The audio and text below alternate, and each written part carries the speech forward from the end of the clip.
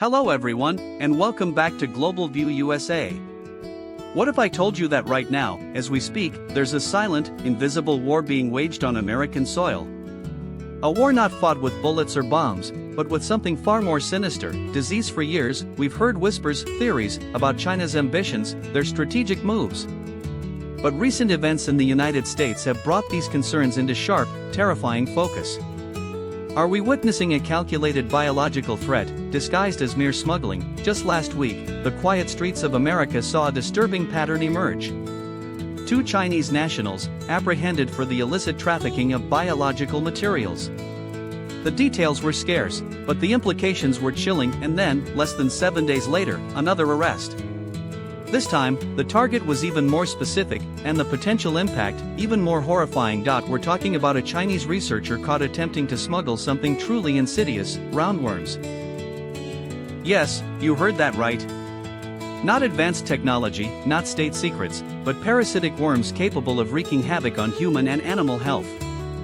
So, what exactly are roundworms, and why should this raise every single one of our alarms?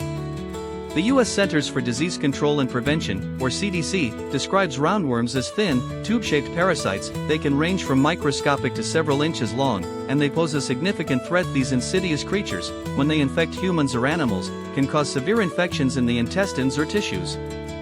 Imagine a creature living inside you, feeding off you, causing pain, malnutrition, and potentially long-term health complications. We're talking about symptoms like abdominal pain, nausea, diarrhea, fatigue, and in severe cases, even organ damage and impaired growth, especially in children. And here's the crucial part: while some roundworm infections are treatable, they require diagnosis and proper medical intervention. An uncontrolled outbreak, or even targeted infections, could overwhelm healthcare systems and create widespread panic. This isn't an isolated incident. The mention of biological material in the earlier arrests is key. Meaning, after plants, now parasites that make humans sick. This implies a concerning pattern. We've seen reports, for years, of China's alleged attempts to infiltrate U.S. agriculture, to introduce diseases that could cripple our food supply. Remember the concerns about seeds being sent unbidden through the mail? While some of those were likely scams, the underlying fear was rooted in real threats. The idea was to compromise our food chain, to create economic instability, and potentially, to create an opening for further influence. Now, if the allegations hold true, they've escalated.